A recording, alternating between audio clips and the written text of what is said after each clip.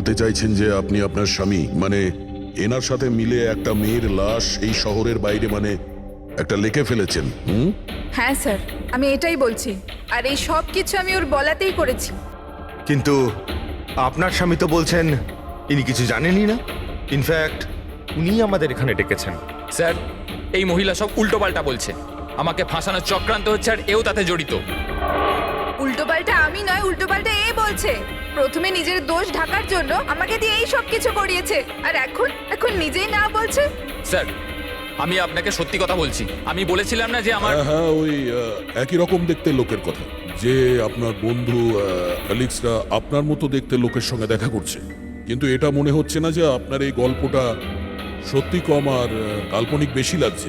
Sir, এই লোকটা আপনাদের মিথ্যে বলছে, আমি সত্যি বলছি। ইনফ্যাক্ট আপনারা তো জানেনও না যে কি হয়েছিল। এমন কি হয়েছে? স্যার, রঞ্জন আমাকে টুল বক্স আর একটা কাপড় নিয়ে নিচে পার্কিং এ ডেকেছিল, আর ওখানেও আমাকে বললো যে ও একটা মেয়েকে খুন করে ফেলেছে। সেখানে আমরা লাশের টুকরো করে জলে ফেলে দিয়েছিলাম। স্যার প্লিজ আমায় বিশ্বাস করুন স্যার। একই রকম দেখতে একটা লোক এরকম করছে, আর না হলে সবাই মিলে চক্রান্ত করছে যেটাতে আমাকে ফাঁসানো হচ্ছে। এক মিনিট, এক সময়ের জন্য চুপ থাকুন। আর আপনি আপনার গাড়ির চাবিটা দিন এক্ষুনি, এই মুহূর্তে। আর এখান থেকে লেকে যাব। একবার এই এভিডেন্সগুলো ফরেন্সিক ল্যাবে যাক, তাহলেই আমরা জেনে যাব যে আপনাদের দুজনের মধ্যে কে সত্যি বলছে আর কে মিথ্যে বলছে।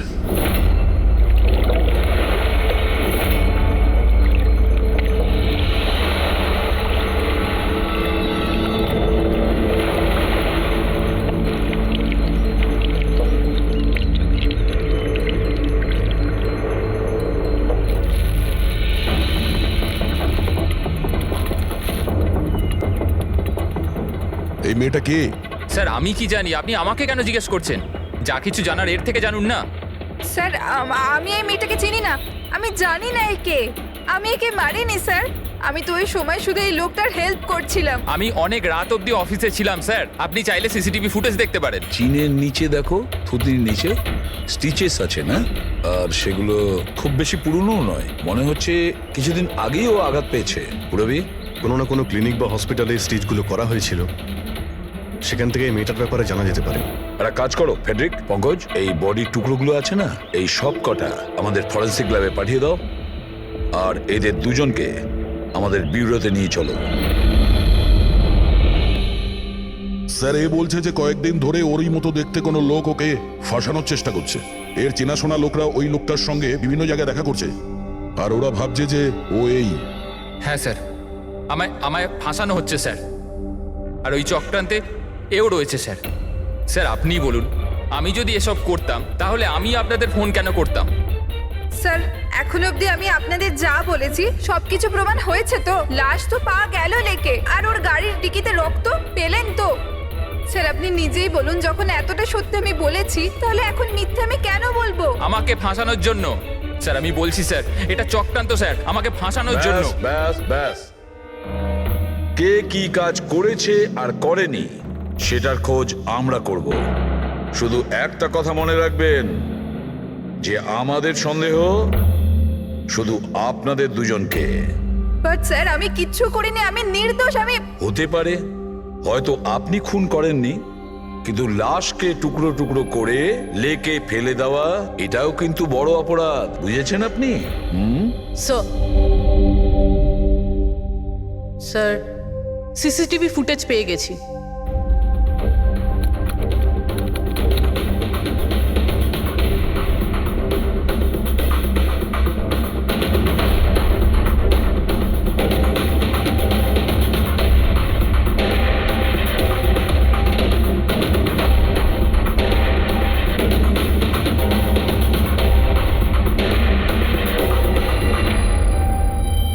এ তো খালি। কিন্তু স্যার আমি সত্যি কথা বলছি, আমায় বিশ্বাস করুন, আমি ছিলাম অফিসে। আমি বুঝতে পারছি না কেন আমায় দেখা যাচ্ছে না স্যার। মিস্টার রঞ্জন, আইন বিশ্বাসের ওপর চলে না, প্রমাণ চাই। আপনার অফিসের যে ফুটেজ সেটা সবার সামনে, আপনি ওখানে নেই। তার মানে এটাই হচ্ছে যে আপনার মিসেস যেটা বলছে সেটাই সত্যি। না না স্যার, আমি সত্যি কথা বলছি স্যার, আমি অফিসেই ছিলাম। আমি বুঝতে পারছি না যেটা কিভাবে হলো। হ্যাঁ, কিন্তু আপনার অফিস ফাঁকা দেখাচ্ছে কেন? স্যার, রঞ্জন এই কোম্পানির সিইও। এই ফ্লোরে শুধু ওই থাকে। ও ছাড়া একজন পিয়নও আছে, সে সেদিনকে ছুটিতে ছিল। আচ্ছা, রঞ্জনবাবু ঠিক ওই দিনেই আপনার পিয়ন অ্যাবসেন্ট কেন? স্যার আমি সত্যি বলছি স্যার, আমি অফিসে ছিলাম। মিস্টার রঞ্জন, নিজেকে নিরপরাধী প্রমাণ করবার জন্য কোনো রকম প্রমাণ আপনার কাছে নেই, বুঝেছেন? আরে কুন্দন, ভালো হয়েছে তুই এসে গেছিস ভাই। এরা বলছে যে আমি কারো খুন করেছি। আরে আমি কাউকে কিভাবে মারতে পারি বল না, বোঝা না ভাই। এ করতে পারে না স্যার। স্যার এর জীবনে একটা মাছি পর্যন্ত মারেনি। হ্যাঁ, এটা ঠিক যে ও মাঝে মাঝে খুব রেগে যায়, রাগকে কন্ট্রোল করতে পারে না। হ্যাঁ স্যার, অনেক দিন ধরে চিকিৎসা চলছে ওর। ওষুধপত্রও খান রঞ্জন দাদা, কিন্তু কখনো কখনো যদি ওষুধ খেতে ভুলে যায় তাহলে নিজেকে সামলাতে পারেন না। এই কথাটা তুমি আমাদের কেন বলনি? স্যার আমি ওই শুধু আপনাকে নয়, কাউকেই হয়তো বলেনি কথা। আমার ক্ষমতা চলতো তো তার এই বিয়েটা হতেই দিতাম না। আমি তো আমার মেয়ের কাছে হেরে বসে আছি। এই লোকটা তো একটা সাইকো সাইকো।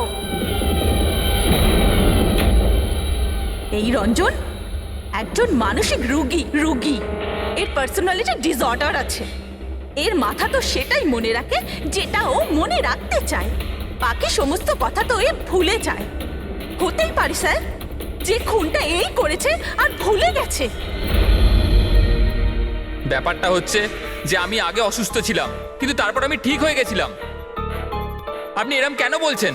কুন্দন কুন্দন তুই বল, আমি সত্যি বলছি কিনা। বৌদি আপনি বলুন না। আরে তুমিই বলো না। আপনারা আমায় এভাবে কেন দেখছেন? আরে আমি সাইকো নই, আমি অসুস্থ নই, কোনো মানসিক রোগ নেই আমার, একদম ঠিক আছি আমি। আরে বলো না বলো না। বাস, অনেক হয়েছে। এটা তোমার বাড়ি নয়, ব্যুরো। এই নাটক এখানে চলবে না। একটা কাজ করো, পাশের ঘরে গিয়ে এনাদের বসাও। যান। ওই দিকটা যান যান। সমস্ত প্রমাণ ওই রঞ্জনের বিরুদ্ধে, আর তাছাড়াও ওর আচরণটা ঠিক নেই। কিন্তু বুঝে উঠতে পারছি না, জানি না কেন আবার এই ব্যাপারটা এড়িয়েও যেতে পারছি না। ও বারবার আমাদেরকে বলছে যে অফিসের সিসিটিভি ফুটেজটা চেক করুন। আমি অফিসে ছিলাম। এতটা জোর দিয়ে কেউ বলতে পারে না। আরও একটা ব্যাপার স্যার, ফোন ওই করেছিল। কোনো খুনি এরকম কেন করবে? আর স্যার ওই ডিসোসিয়েটিভ পার্সোনালিটি ডিসঅর্ডার, হয়তো খুনটা করেছে আর তারপর ভুলে গেছে। এই রোগটাতে এরকমই হয় স্যার। হতে পারে, এটা হতেই পারে। একটা কাজ করি আমরা, এই যে সিসিটিভি ফুটেজ আছে না, এটাকে ল্যাবে পাঠাই, চেক করিয়ে দেখি এই ফুটেজটা কেউ কোনোভাবে এডিট করে চেঞ্জ করেছে কিনা। আর স্যার ওই একই রকম দেখতে ব্যাপারটা। ও এটা বলছে যে ওর বন্ধুরা ওর মতো দেখতে লোকটাকে দেখেছে, আর ওই লোকটা ওর বন্ধুগুলোকে চিনতেও পারেনি। চলো ওর বন্ধুদের সাথে কথা বলি, জিজ্ঞাসাবাদ করি, জেরা করি, তারপর দেখি ওদের কথায় কতটা সত্যি আছে। স্যার হতে পারে এই চৈতালি আর কুন্দন রঞ্জনের শুভাকাঙ্ক্ষী হওয়ার চেষ্টা করছে, হয়তো তা নয়। আর এদিকে শায়লা, উনি তো চানই এই দোষটা রঞ্জনের ওপর আসুক, যাতে ওনার মেয়েকে আর এই বিয়েটা করতে না হয়। স্যার স্যার যে মেয়েটা মারা গেছে ওর ফটো হসপিটালের ক্লিনিকে পাঠিয়ে দিয়েছি। ওকে শনাক্ত করা হয়েছে। ওর নাম হলো অনামিকা। দুদিন আগেই ওখানে গেছিল ওর আঘাত দেখাতে। অনামিকা, অনামিকা, এই অনামিকার পুরো ফোন রেকর্ড চেক করো, খোঁজ নাও এ কোথায় থাকতো, কি করতো, এর সঙ্গে রঞ্জনের কি সম্পর্ক ছিল।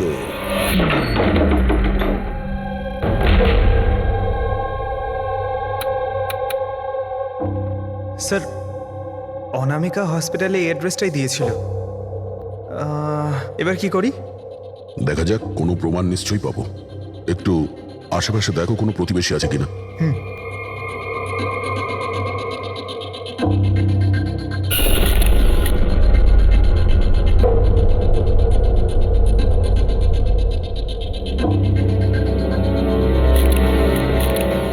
স্যার হ্যাঁ, এর নাম অঙ্কিত, অনামিকার প্রতিবেশী। হ্যালো স্যার, কি হয়েছে বলুন?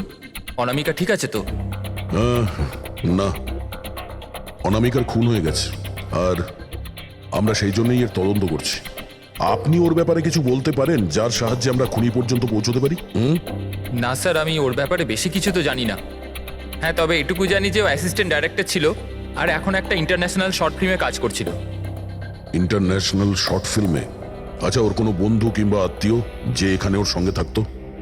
ও তো এনারাই ছিল স্যার, এই কিছু মাস আগেই এখানে থাকতে এসেছিল। আমি তো ওর পরিবারের কাউকে দেখিনি। হ্যাঁ, ওর একটা বয়ফ্রেন্ড ছিল, যার সাথে ও ঘন্টার পর ঘন্টা ফোনে কথা বলতো। ও ফোনে যার সঙ্গে কথা বলতো ও যে ওর বয়ফ্রেন্ড ছিল, এটা আপনি কি করে জানলেন? স্যার, আসলে আমি ওর কথাগুলো শুনেছিলাম। ও ব্যালকনিতে দাঁড়িয়ে ওর সাথে খুব জোরে জোরে কথা বলতো অনেকক্ষণ। আর ওদের কথা শুনে মনে হতো স্যার ওর বয়ফ্রেন্ড ভালো লোক নয়। ঝগড়া হতো খুব দুজনের। কথা শুনে মনে হতো নিজেদের মধ্যে মারপিটও করে। ইনফ্যাক্ট এই দুদিন আগেই ওরা নিজেদের মধ্যে মারপিট করেছে। ওর মুখেতে সেলাইও পড়েছিল, আর ওর চোখেও আঘাত লেগেছিল স্যার। আপনি দেখেছেন ওর বয়ফ্রেন্ডকে? আমি স্যার ওকে কখনো দেখিনি, কিন্তু ওর নামটা জানি স্যার।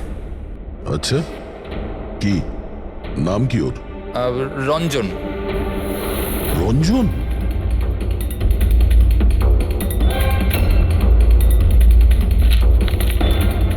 স্যার, এই দেখুন, এই অনামিকার পাসপোর্টে এই বার্সেলোনার ভিসা লাগানো রয়েছে। বার্সেলোনা? এ কি স্পেনে যেতে চাইছিল নাকি? স্যার, অনামিকা স্পেন থেকেই এসেছিল স্যার। আমি ওদের কথা শুনেছিলাম। স্যার, ও বিরক্ত হয়ে গেছিল রঞ্জনের জন্য, সারা জীবনের জন্য স্পেন ফিরে যেতে চাইছিল। স্যার, আমার মনে হয় ওর খুন রঞ্জনই করেছে। ও চাইতো না যে ও স্পেনে চলে যাক।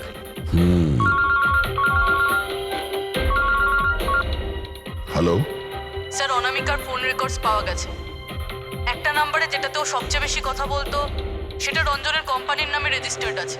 ও রঞ্জন, একটা কাজ করো, অনামিকার ফোনের শেষ লোকেশনটা কোথায় ছিল সেটা বার করো। অনামিকা কাল রাত্রেই আপনার হোটেলে ছিল? I am not sure sir. ছিল না? আমার তো মনে হয় না। ঠিক আছে, আমাদের আপনার হোটেলের সিসিটিভি ফুটেজটা চেক করতে হবে। Sure sir.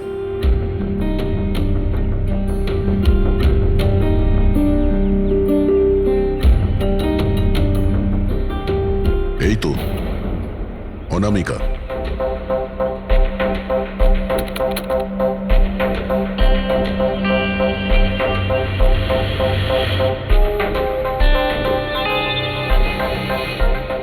এটা কি ব্যাপার? ও ভেতরে গেল একটা হ্যান্ডব্যাগ নিয়ে, আর বাইরে এলো একটা লাগেজ নিয়ে। তো সঙ্গে এই ছেলেটা কি? স্যার, ও তো আমাদের বেল বয়। ওয়েল বয় কোথায় আছে এখন? কাল রাত্রে তুমি যখন ওই মেয়েটার লাগেজ নিয়ে বাইরে যাচ্ছিলে তখন ওর জন্য কেউ অপেক্ষা করছিল বাইরে?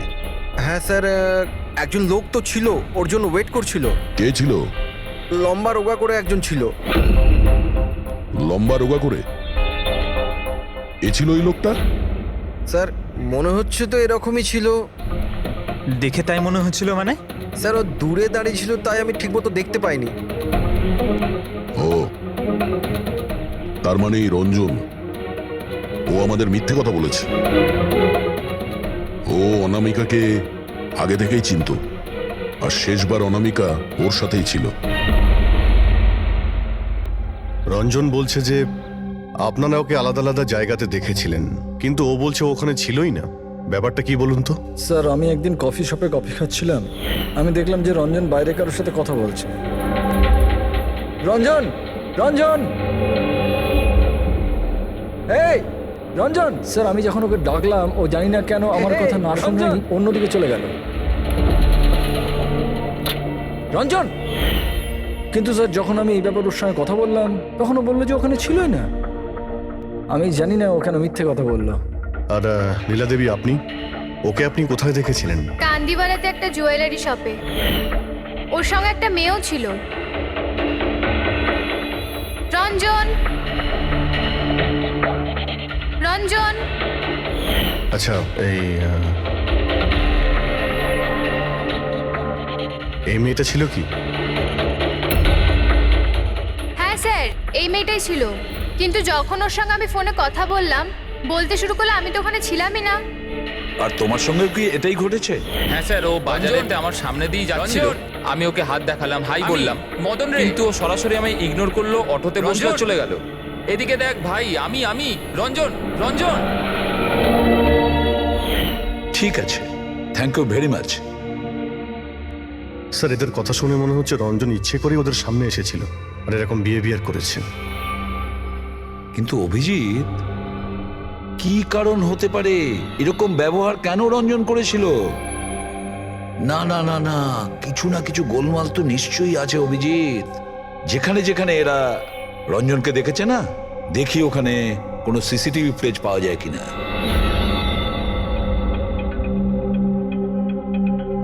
স্যার এখানে দেখুন। হ্যাঁ সালুকে, বস, কি পেলে? এই অস্ত্রের ওপর আর কাপড়ে যে রক্ত পাওয়া গেছে সেটা অনামিকারই। মনে হচ্ছে অঞ্জলি সত্যি বলেছে। এটার ব্যবহার অনামিকাকে খুন করার জন্য আর ওর লাশটাকে লুকানোর জন্য করা হয়েছে। আচ্ছা, রঞ্জনের বিরুদ্ধে কোনো প্রমাণ? হ্যাঁ স্যার, রঞ্জনের ফিঙ্গারপ্রিন্টস পাওয়া গেছে।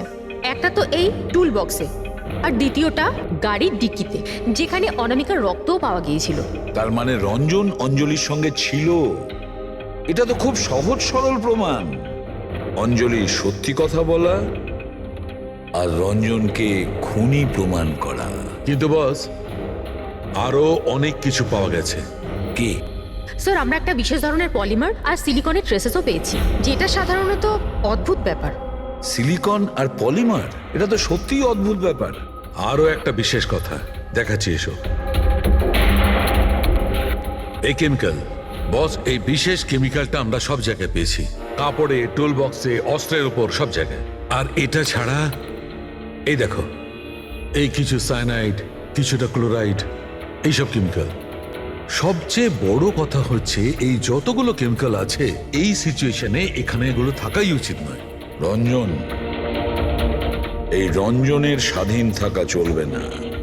রঞ্জনের একা থাকা। তার বয়ফ্রেন্ড? না স্যার। কিন্তু তুমি ওকে অনেক মারধরও করতে। না না, এটা একদম মিথ্যে স্যার, ভুল কথা এগুলো। লোকে আমার নামে বিভিন্ন কথা বলে বেড়ায়, কিন্তু সত্যিটা তো হলো যে আমি কোনো অনামিকাকে চিনি না। আচ্ছা, এই তোমার ক্রেডিট কার্ডের বিলস, এগুলো তো চেনো না? এই দেখো, এই অনামিকার বার্সেলোনার ফ্লাইটের টিকিট তোমার ক্রেডিট কার্ড থেকে কেনা হয়েছে। আর ও যে নাম্বারটায় ঘন্টার পর ঘন্টা কথা বলতো সেটা তোমার কোম্পানির নামে রেজিস্টার করা আছে। আর সব থেকে বড় কথা, তোমার গাড়ির ডিকিতে অনামিকার রক্তের ছাপ পাওয়া গেছে। আর তুমি কি মনে করছো যে আমরা এর ওর কথা শুনে তোমার উপর দোষ চাপাচ্ছি? এই সমস্ত প্রমাণই যথেষ্ট এটা প্রমাণ করার জন্যে যে তুমি অনামিকাকে খুন করেছো। না স্যার, আমি কারোর খুনটুন করিনি। আর স্যার, এই ক্রেডিট কার্ড, স্যার আমার কাছে তো অনেক ক্রেডিট কার্ড আছে স্যার। আর স্যার, আমি আজ অব্দি আমার ক্রেডিট কার্ড দিয়ে কখনো বার্সেলোনার টিকিট বুক করিনি। তাহলে উল্টোপাল্টা কথা বলা বন্ধ করো রঞ্জন। অনামিকা তোমার গার্লফ্রেন্ড ছিল আর তোমার জন্য বিপদ হয়ে দাঁড়িয়েছিল, আর ওর হাত থেকে মুক্তি পাওয়ার জন্য তুমি ওকে খুন করে দিলে। আর শুধু খুন করলে না, তার সাথে আমাকেও ফাঁসিয়ে দিলে। না, আমি এরম করিনি অঞ্জলি, আমার কথাটা বোঝার চেষ্টা করো তুমি।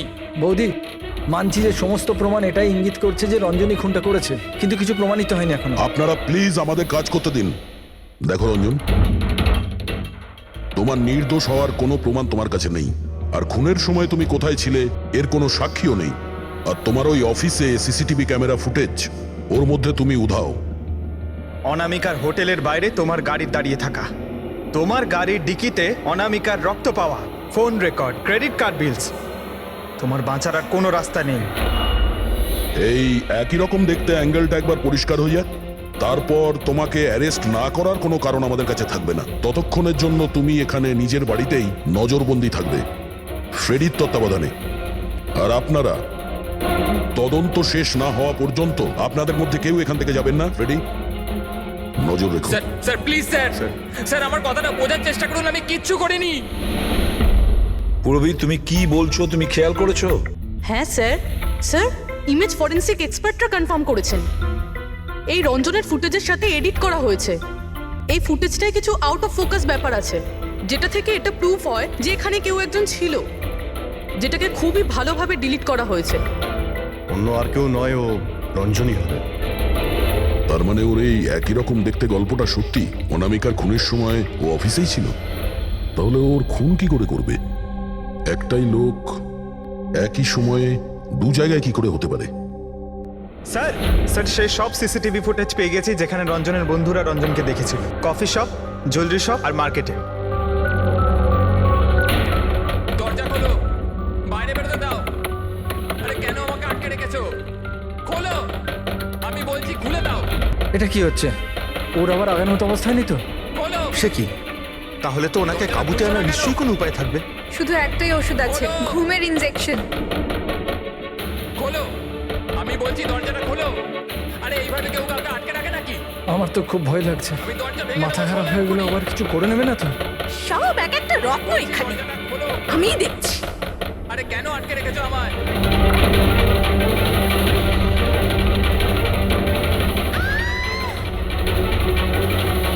এই রঞ্জন, এই রঞ্জন, রঞ্জন দাঁড়াও বলছি। মা মা মা আস্তে আস্তে আস্তে। ও মাই গড, এটা কি করে হলো? আমি ডাক্তারের খবর দিচ্ছি। হ্যাঁ, তুমি ঠিক আছো তো মা? ও মাই গড, কি করে লাগলো তোমার? স্যার এটা কফি শপের ফুটেজ।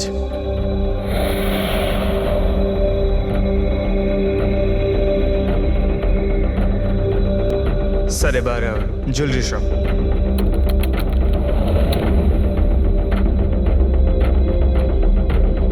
এটার সঙ্গে অনামিকাও ছিল। এখনো পর্যন্ত সবকিছু তো নর্মালি লাগছে।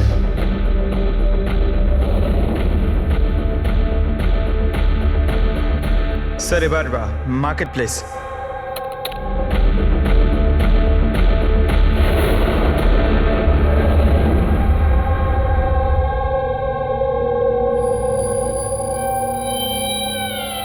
পঙ্কজ, একটু রিওয়াইন্ড করো।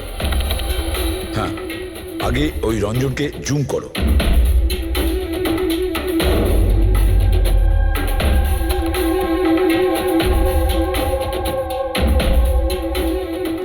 এই দেখো, এর হাঁটা চল একটু আলাদা।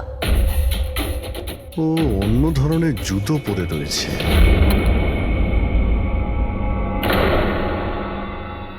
কিন্তু এটা কি?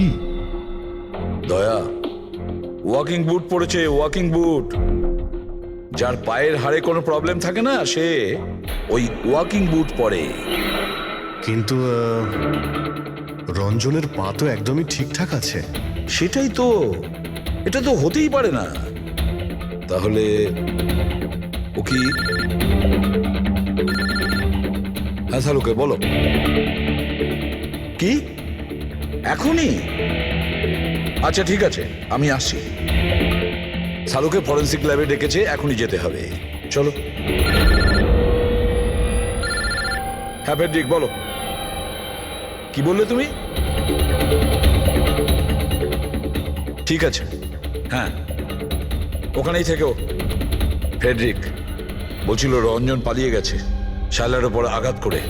কিন্তু ফ্রেডি তো ছিল ওখানে। সেটাই তো। একটা কাজ করো দা, তুমি আর পঙ্কজ ওখানে চলে যাও, আমরা ফরেন্সিক ল্যাবে যাচ্ছি। আচ্ছা শালুকে, তুমি রঞ্জনকে গ্রেফতার করতে বারণ করেছিলে, ব্যাস ও তো ওদেরকে আঘাত করে পালিয়ে গেছে। আর তুমি এখানে এসব কি করছো? এখানে এখানে এরকম মিউজিয়াম সাজিয়েছো কেন? মিউজিয়াম নয় বস, তাহলে? এটা হচ্ছে সেই ধাঁধাটার জবাব যেটা আমরা সলভ করতে পারিনি। হ্যাঁ, রঞ্জন পালিয়ে যাওয়াতে আমার খুব আফসোস হয়েছে, কিন্তু আই এম শিওর তোমরা ওকে ঠিক ধরে ফেলবে। তোমাদের মনে আছে ওই যে কেমিক্যালটা আমরা ক্রাইম স্পটে পেয়েছিলাম? তো তার সঙ্গে ওর কি সম্পর্ক? সেটা আমি আপনাদেরকে বলছি। আপনি কে? এ হচ্ছে জগৎ। এক মিনিট, সবকিছু বুঝতে পারবে বস। বেহুল, হাই স্যার। এবার এর সঙ্গে আবার এই কেসের কি সম্পর্ক? আপনারা ওর সাথে একটু মন দিয়ে কথা বলুন, দেখুন সবকিছু জানতে পারবেন। এটা বলুন তো যে আপনি কে, আর এই কেসের সঙ্গে আপনার কি সম্পর্ক? এক মিনিট। এনার চোখগুলো দেখে তো কেমন যেন একটা মনে হচ্ছে।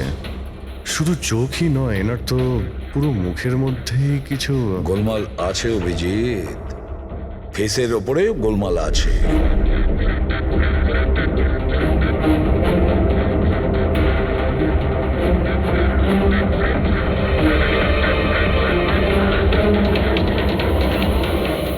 ও থ্যাংক ইউ বেহুল। এটা কি?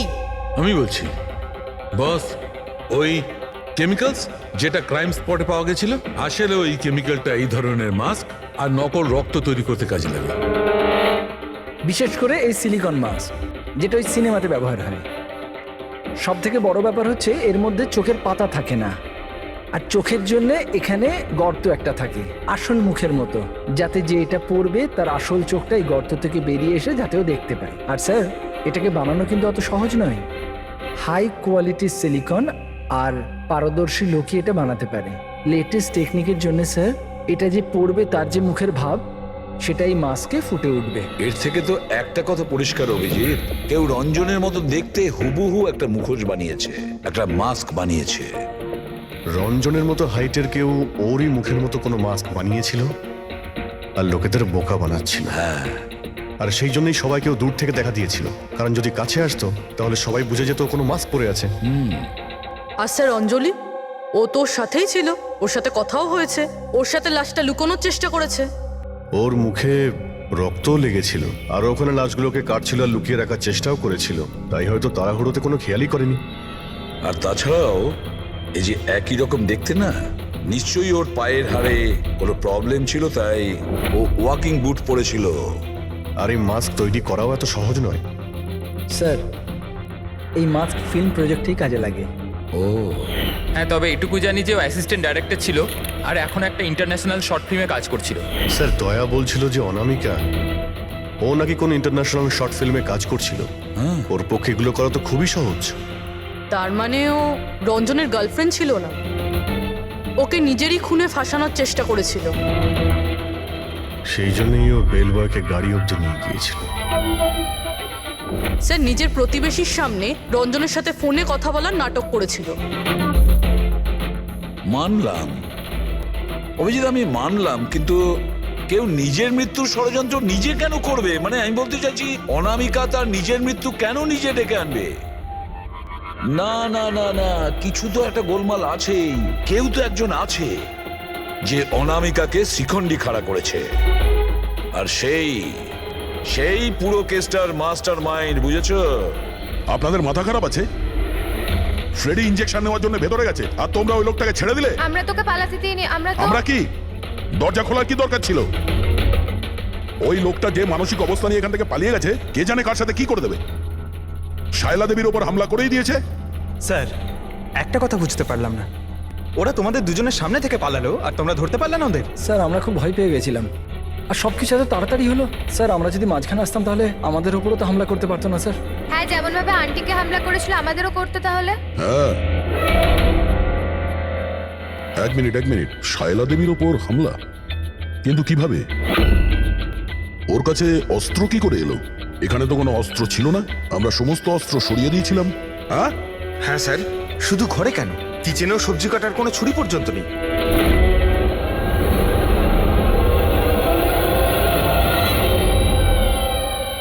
স্যার, এ হলো আমাদের প্রোডাকশন হাউসের মেকআপ আর্টিস্ট, আর স্যার এ মাস্ক বানাতেও এক্সপার্ট।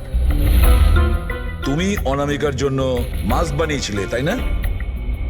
বানিয়েছিলে কি না? হ্যাঁ স্যার, উনি আমাকে টাকা দিয়েছিলেন, আর এটা তো আমার কাজই স্যার। তাহলে এটাও বলে ফেলো যে কাজটা কার জন্য করেছিল, এই মাস্কটা কার পরার কথা ছিল। বলো বলো, তাড়াতাড়ি বলো, সময় নেই আমাদের। আর হ্যাঁ, যার মুখের তুমি মাস্ক বানাও তার মাপ নেওয়ার দরকার আছে, ম্যাপিং করার দরকার আছে। হ্যাঁ স্যার। কার জন্য বানিয়েছিল ওই মাস্ক? কে ওই মাস্কটা পরতো?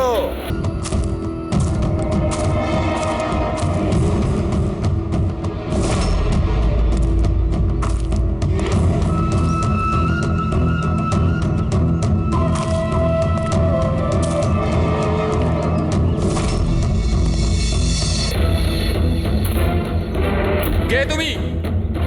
হ্যাঁ, কে তুমি? কি চাও?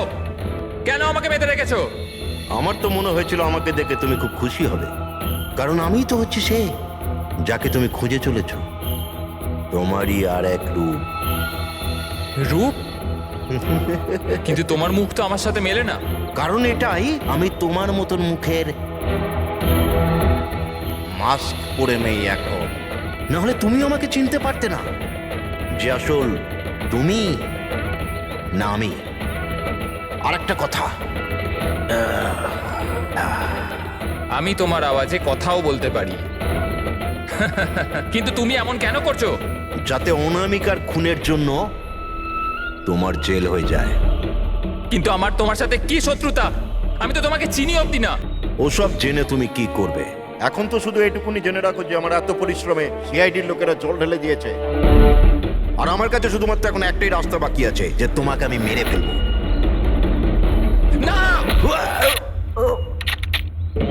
সিআইডি, তোমরা এখানে কি করে? তোমাকে ফলো করতে করতে এখানে পৌঁছেছি। ওই মেকআপ ম্যান সবকিছু বলে দিয়েছে তোমার ব্যাপারে।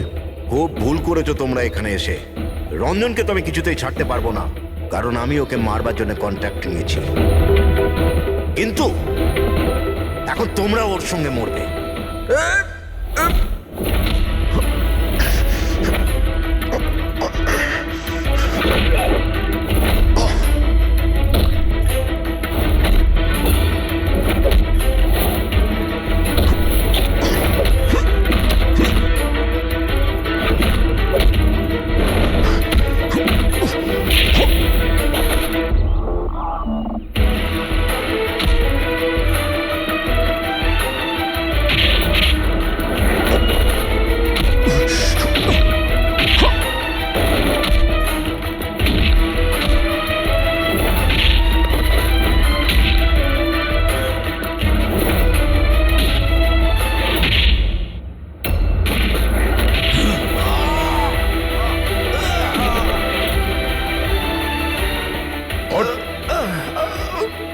তোকে মারার কন্ট্রাক্ট দিয়েছিল?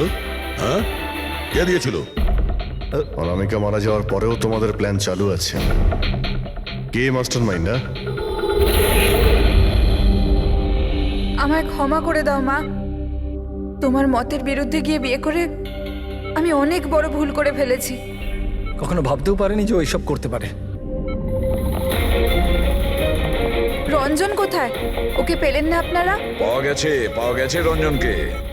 আপনারা সবাই এটা জেনে হয়তো অবাক হবেন যে রঞ্জন নির্দোষ। এটা আপনারা কি বলছেন? খুন রঞ্জনই করেছে? একদম না, রঞ্জন খুন করেনি।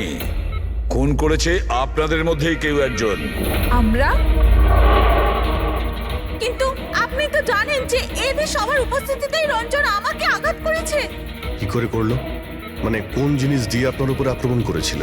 আমি বলেছিলাম না যে ও ছুরি দিয়ে আমাকে আঘাত করেছিল। কিন্তু ছুরি তো ছিল না ঘরে, আমরা সমস্ত অস্ত্র সরিয়ে দিয়েছিলাম আগে থেকেই।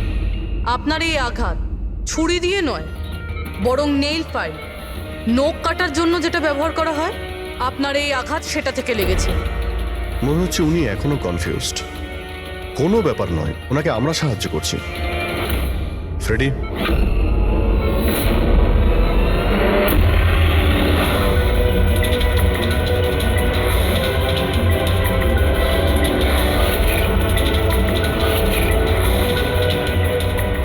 শাইলা ম্যাডাম, আমরা জানতে পেরে গেছিলাম অনামিকার প্রতিবেশী অঙ্কিত এসবের সঙ্গে যুক্ত।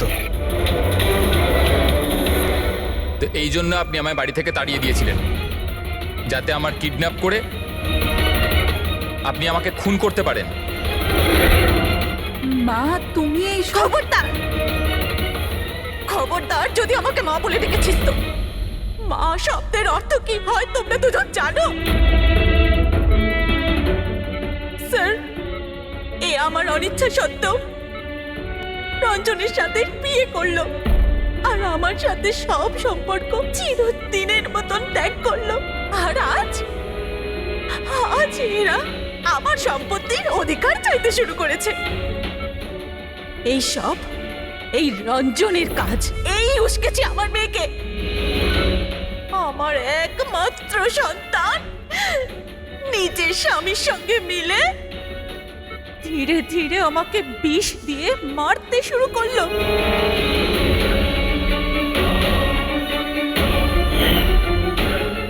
দুপোটা তাড়াতাড়ি করো অঞ্জলি, এটা নিয়ে গিয়ে মায়ের ঘরে রেখে দাও, যাও।